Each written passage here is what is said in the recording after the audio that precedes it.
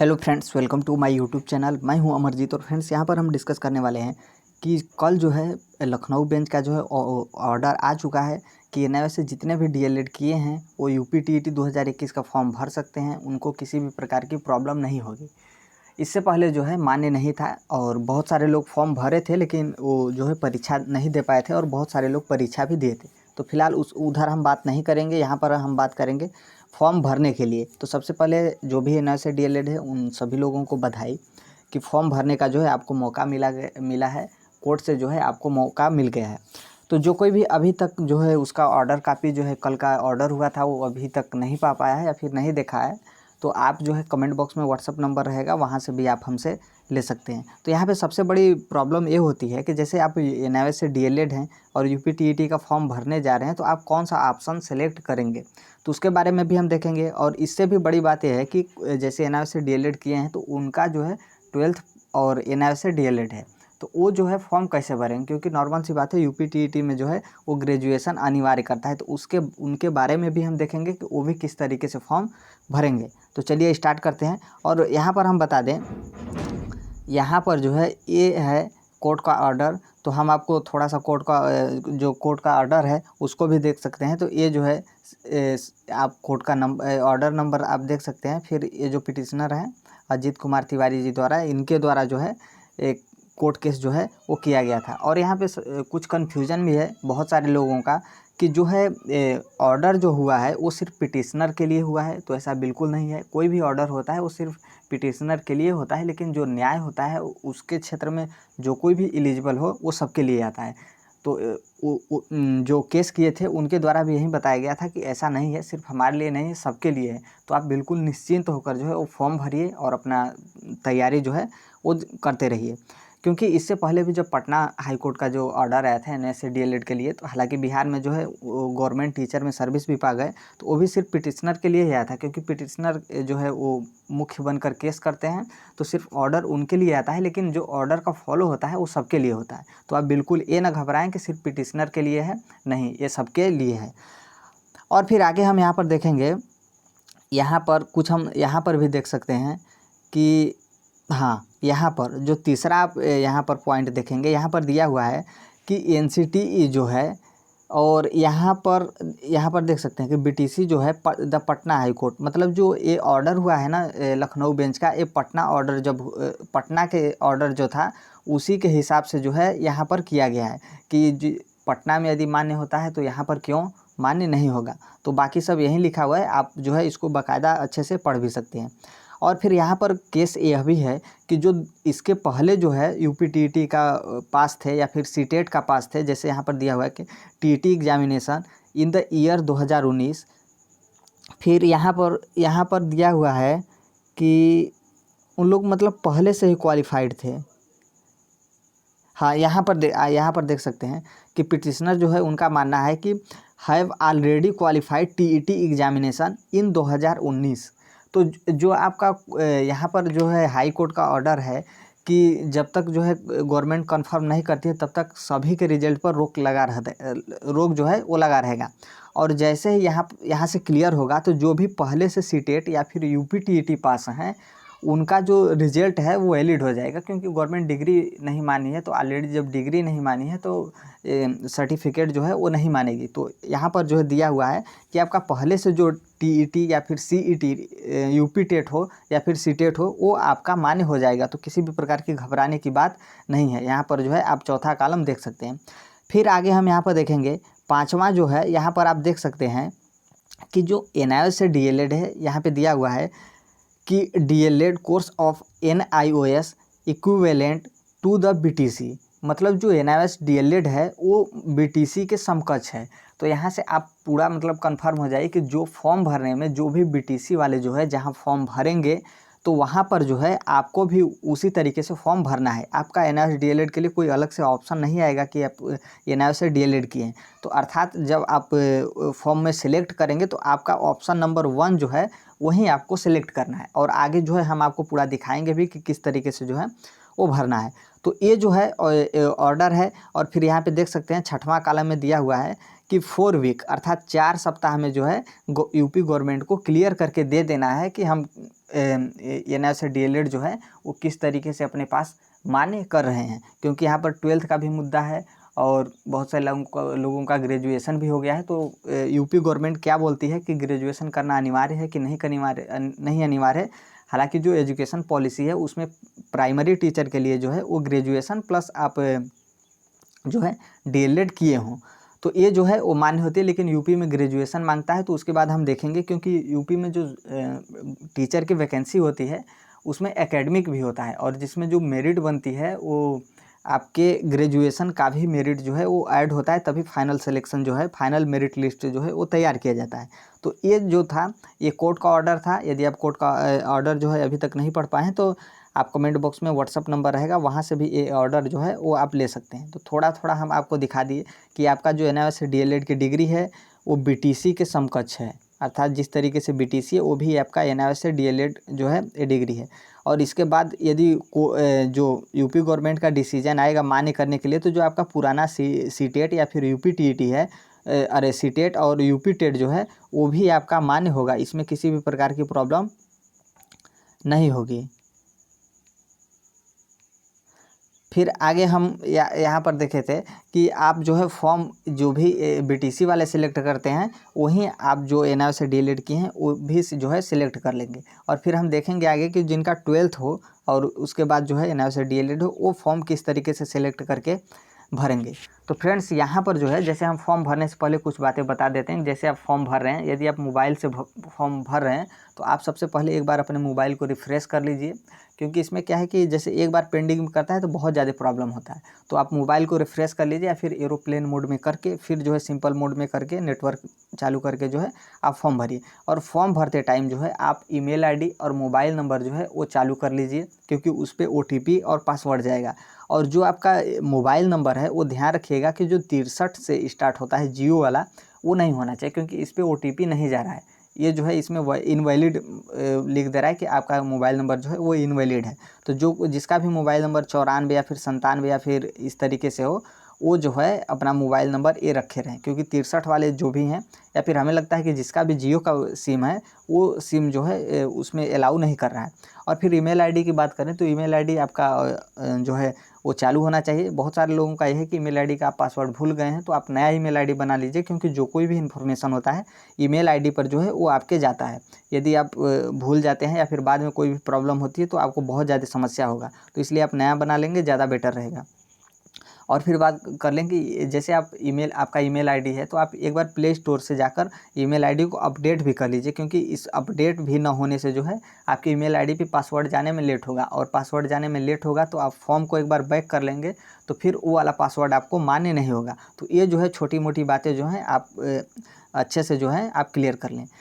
तो चलिए हम यहाँ पर देखेंगे, यहाँ पर जो है जैसे आपको करना क्या है, सबसे पहले आप जो है रजिस्ट्रेशन करेंगे। आप सरकारी रिजल्ट या फिर यूपी DLED की ऑफिशियल जो वेबसाइट है वहाँ से भी जाकर फॉर्म भर सकते हैं। तो आप नॉर्मल सरकारी रिजल्ट से जाइएगा, आपको ज़्यादा प्रॉब्लम नहीं होगा।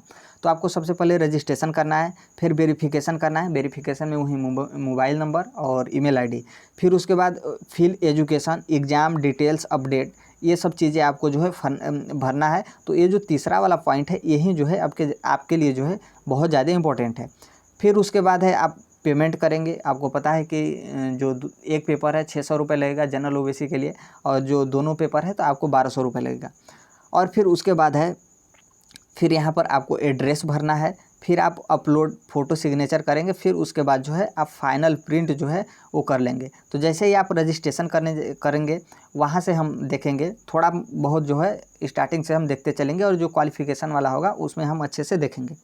फिर यहाँ पर जो दिया हुआ है आप नेम, अपना नेम और फादर का नेम, मदर का नेम, तो ध्यान रखिएगा कि आपका जो 10th के सर्टिफिकेट पे हो वहीं आप फॉर्म भरिएगा, क्योंकि जो भी मान्य होता है वो 10th के सर्टिफिकेट के आधार पर मान्य होता है। आगे आप जो कोई भी प्रॉब्लम करेंगे तो बहुत ज़्यादा प्रॉब्लम होगा। दूसरे चीज़ में आपके दूसरे सर्टिफिकेट में आपके प्रॉब्लम रहेगा तो उसका सॉल्यूशन है वो अपडेट हो जाएगा, लेकिन 10th में यदि आप ऐसा गलत करते हैं तो 10th का रिजल्ट जो है वो कभी नहीं सुधरता है। तो आप थोड़ा सा ध्यान रखिएगा कि आपका जो भी नाम 10th में हो वहीं आप भरिएगा, चाहे आपका नाम हो, चाहे मदर का नाम हो, चाहे फादर का नाम हो, चाहे आपका डेट ऑफ बर्थ हो।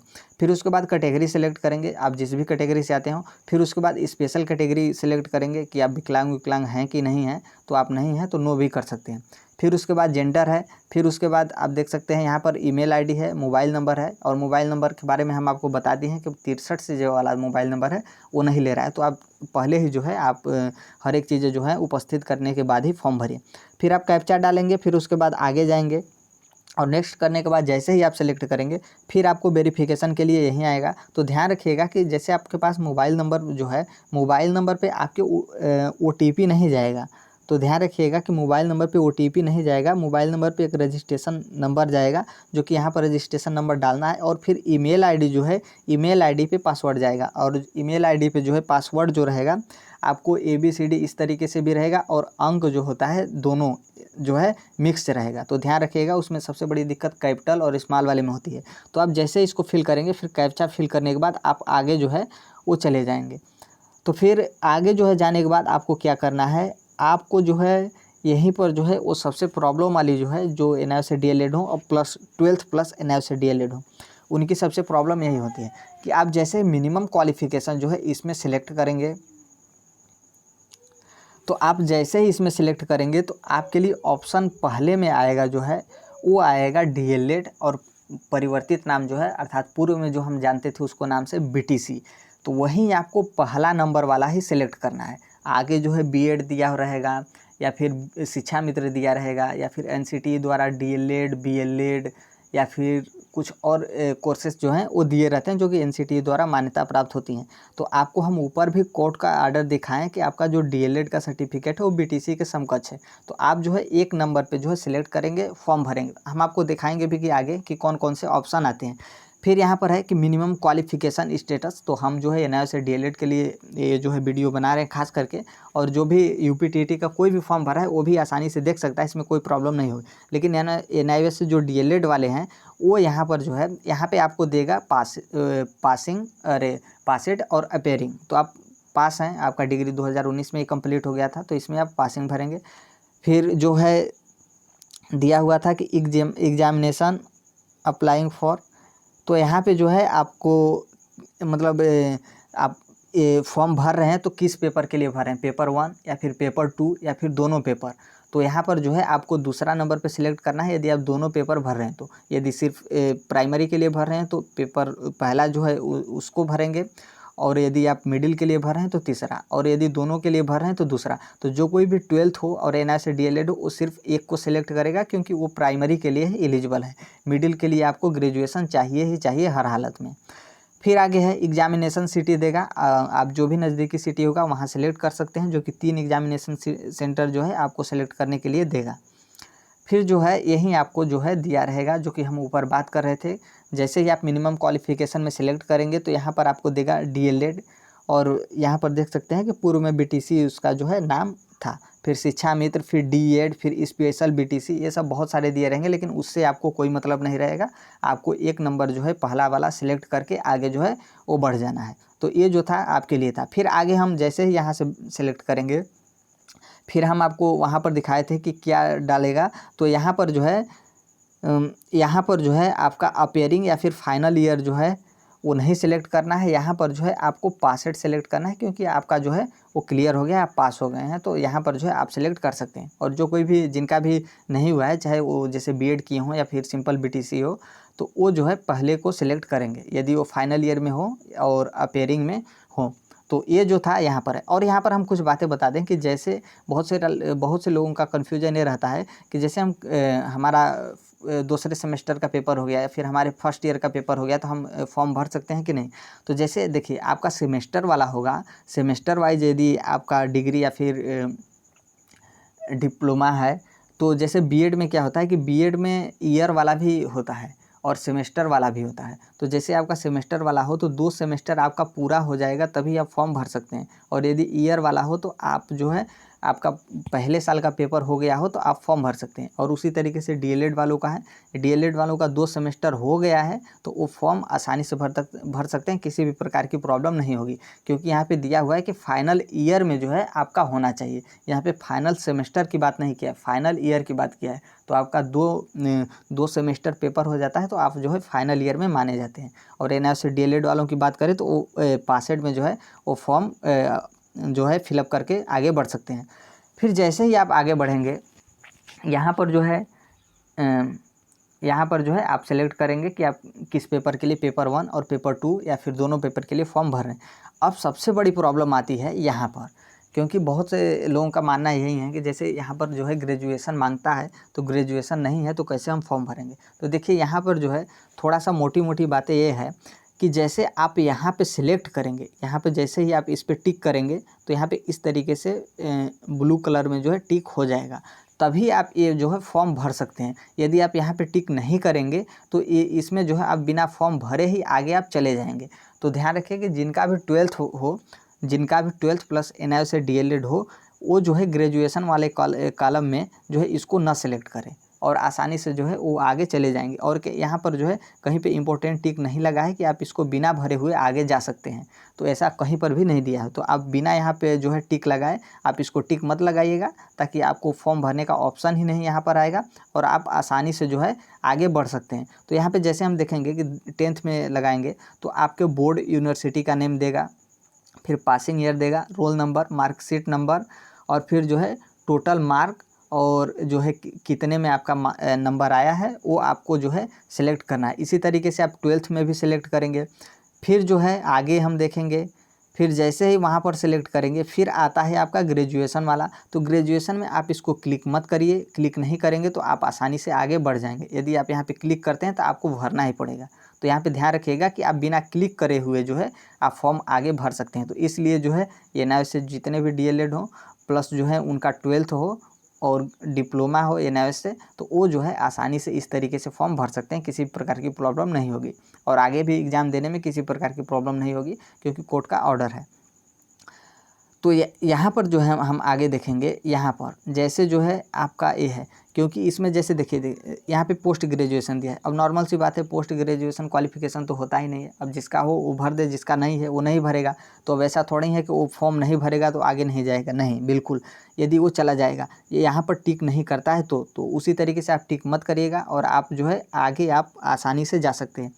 फिर अब बात आता है लास्ट में, जो कि आपका जो डिग्री होता है, चाहे आप शिक्षा मित्र हों या फिर डिप्लोमा किए हों या फिर डीएड हो, बीएड हो या फिर डीएलएड हो या फिर बीएलएड हो, जो कोई भी डिग्री हो वो आपको सिलेक्ट करना है। तो जैसे आप ऊपर जो है सिलेक्ट किए होंगे कि आपकी कौन सी डिग्री है, डिप्लोमा है कि बीएड है, तो यहाँ से जो है आप जो है यहाँ पे करेंगे। जैसे यहाँ पे देख सकते हैं, यहाँ पे दिया हुआ है कि बीएड ग्रेजुएट। तो यहाँ पे बीएड क्यों दिया है, क्योंकि ऊपर जो था वहाँ पे सिलेक्ट किया गया था बीएड, इसलिए बीएड दिया गया था। और यदि आप वहाँ पे बीटीसी सिलेक्ट करेंगे, जहाँ पे हम ऊपर सबसे पहले हम बात किए थे, जो आपका मिनिमम क्वालिफ़िकेशन था, तो आप वहाँ बीटीसी सिलेक्ट करेंगे तो यहाँ पे आपका बीटीसी जो है डीएलएड आएगा, जो कि पहले बीटीसी कहा जाता था। फिर आपके बोर्ड नेम आएगा, तो बोर्ड नेम में जो है एनआईओसी डीएलएड जो नेशनल इंस्टीट्यूट है इसका नाम नहीं आएगा, तो आप बिल्कुल घबराइएगा मत। आप वहाँ पे अदर करिएगा। अदर करने के बाद जो है यदि आपको यहाँ पर ऑप्शन देता है कि आप अपने इंस्टीट्यूट या फिर बोर्ड का नाम लिखें तो आप लिख दीजिएगा।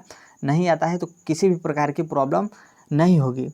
फिर उसके बाद यहाँ पर इंटर आएगा, पासिंग आप किस साल में पास है, तो 2017 से 19 है, तो 19 डाल के आप आसानी से जो है आगे बढ़ सकते हैं।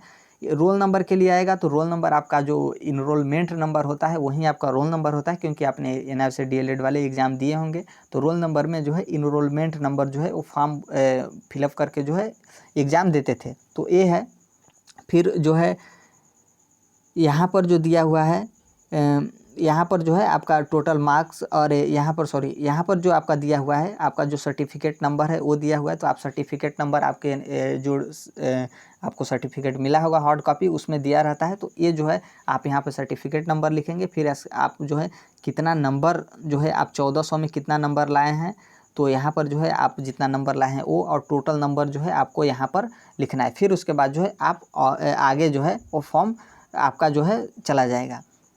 फिर आप एग्जामिनेशन सिटी जो है वो सिलेक्ट करेंगे। फिर उसके बाद जो है फिर उसके बाद जो है आपका लैंग्वेज में है, तो आप फॉर्म भरने जा रहे हैं तो आपको पता होगा यहाँ पर जो है फर्स्ट लैंग्वेज जो है वो आपका ऑलरेडी हिंदी रहता है, सीटेट की तरह नहीं रहता है कि उसमें भी ऑप्शनल। तो यहाँ पे सिर्फ आपको दूसरा लैंग्वेज जो है वो सिलेक्ट करना रहता है। तो सेकेंड लैंग्वेज में आप जो भी ले, हिंदी ले, अरे सॉरी हिंदी तो आप पहले ही में ले लिए रहेंगे, तो यहाँ पे आप जो भी लें, इंग्लिश लें, संस्कृत लें, उर्दू लें, या फिर जो कोई भी आपका भाषा हो वो आप जो है सेकेंड लैंग्वेज में सेलेक्ट करेंगे। और पहले की बात करें तो वहाँ पे हिंदी जो है ऑलरेडी सेलेक्ट किया हुआ आता है। फिर उसके बाद कैप्चा डालेंगे, फिर उसके बाद आगे बढ़ जाएंगे।